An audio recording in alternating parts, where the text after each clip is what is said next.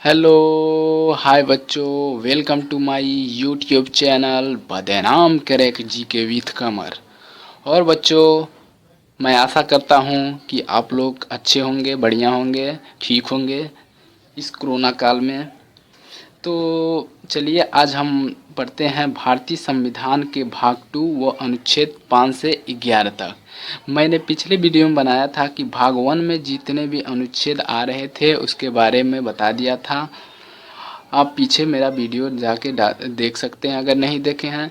तो आज हम भाग 2 पे चर्चा करेंगे। तो भाग 2 में नागरिकता के बारे में बताया गया है। और पिछले वीडियो में बनाया था भाग 1 में वो संघ उसका राज्य क्षेत्र भाग 1 में आता है अनुच्छेद 1 से 4 तक। और इस नागरिकता के बारे में भाग 2 में आता है। तो अनुच्छेद 5 से 11 तक हम लोग आज डिस्कस करेंगे, 5 से 11 तक। तो नागरिकता को समझने से पहले हमको ये समझना चाहिए कि नागरिकता कैसे प्राप्त की जा सकती है, या फिर नागरिकता क्या है, इसे कैसे सिद्ध किया जाता है कि आप भारत के नागरिक हैं। तो इसको हमको पहले समझना पड़ेगा। तो हम बता दें कि देश के अंदर जितने भी व्यक्ति रहते हैं, क्या वो सभी नागरिक हैं? बिल्कुल नहीं, क्योंकि देश के अंदर विदेश के भी लोग आते हैं, रहते हैं और जॉब करते हैं। इस प्रकार कह सकते हैं कि किसी भी देश के अंदर सभी लोग, किसी भी देश के अंदर सभी लोग नागरिक नहीं हो सकते, क्योंकि विदेश के लोग भी यहाँ पे रहते हैं, जॉब करते हैं, इसलिए सभी लोग नागरिक नहीं हो सकते। तो नागरिक बनने के लिए कुछ कंडीशन होता है, कुछ अधिकार होते हैं जिसको प्राप्त करना होता है। इस प्रकार इनको हम डिफाइन कर सकते हैं। इसी प्रकार हम नागरिकता को डिफाइन कर देते हैं। नागरिकों को कुछ मूल अधिकार प्राप्त हैं, कुछ विशिष्ट अधिकार प्राप्त हैं, कुछ विशिष्ट अधिकार दिए जाते हैं। अगर भारत की बात करें तो नागरिकों को वोट देने का अधिकार है, चुनाव लड़ने का अधिकार है, अपने हक से जीने का अधिकार है। ऐसे मूल अधिकार हैं, केवल नागरिकों को प्रदान किए जाते हैं। ये नागरिकता के बारे में हम थोड़ा बता दिए हैं। अब चलते हैं हम आर्टिकल अनुच्छेद के बारे में। तो अनुच्छेद 5 क्या कहता है, अनुच्छेद 5 क्या होता है? तो अनुच्छेद 5 कहता है कि भारत के प्रारंभ में नागरिकता। अनुच्छेद 5 क्या कहता है? संविधान के प्रारंभ में नागरिकता अनुच्छेद 5 कहता है। ऐसे क्वेश्चन उठा सकता है कंपटीशन एग्जाम में कि संविधान के अनुच्छेद 5 क्या कहता है। तो कई ऑप्शन में दिया रहेगा, तो एक ऑप्शन में ये भी दिया रहेगा संविधान के प्रारंभ में नागरिकता 5 अनुच्छेद से लिया गया। तो आप इस पे मार दीजिए ट्रिक, ये हो सकता है। तो अनुच्छेद आखिर संविधान के प्रारंभ में नागरिकता को थोड़ा अंदर गहराई से जानें। तो भारत के स्वतंत्रता प्राप्ति के बाद भारत के संविधान लागू हुआ। जो भारत का था संविधान लागू हुआ, उस समय भारत में रहने वाले प्रत्येक व्यक्ति भारत के नागरिक समझा जाएगा, बल्कि उसके माता पिता दादी का जन्म अविभाज्य भारत में हुआ हो तब समझा जाएगा। अब तब संविधान के प्रारंभ में नागरिकता के संबंध में भारत का एक नागरिक समझा जाएगा, ठीक ना। ऐसे आर्टिकल 5 में कहा गया है ये सब दस्तावेज। तो आप समझ गए होंगे। अब आर्टिकल 6 क्या कहता है, आर्टिकल 6 देखते हैं कि आर्टिकल 6 कहता है कि पाकिस्तान से भारत की ओर आने वाले व्यक्तियों के बारे में आर्टिकल 6 कहता है। पाकिस्तान से भारत की ओर आने वाले व्यक्तियों के बारे में।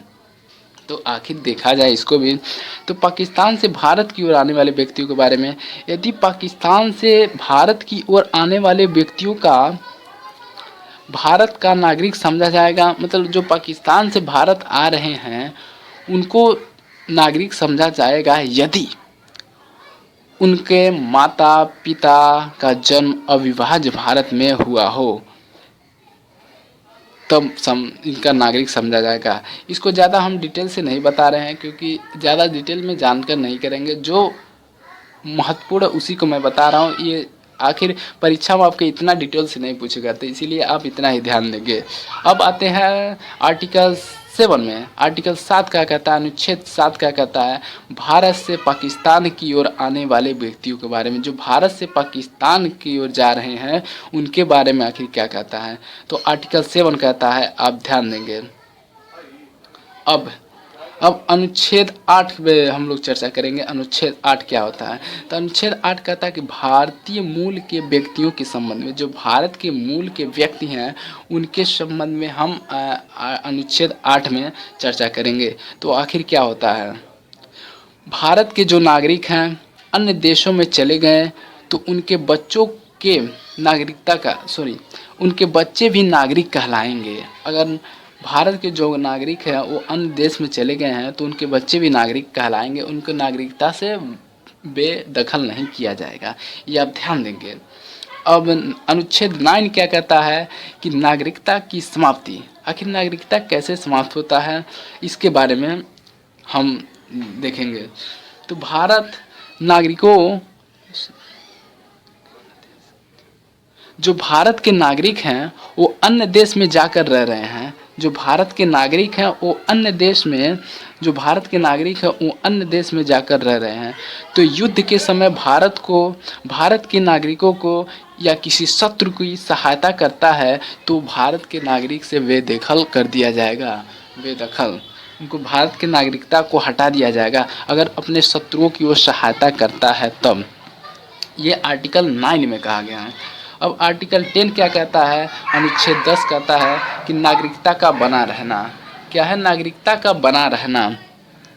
तो नागरिकता आखिर कैसे बने रहते हैं, तो कोई भी व्यक्ति भारत का नागरिक बनना चाहता है तो उसको संसद द्वारा बनाई गई जो विधि है उसे रजिस्ट्रेशन मतलब पंजीकरण करवाना पड़ेगा, तब वो भारत का नागरिक बन सकता है।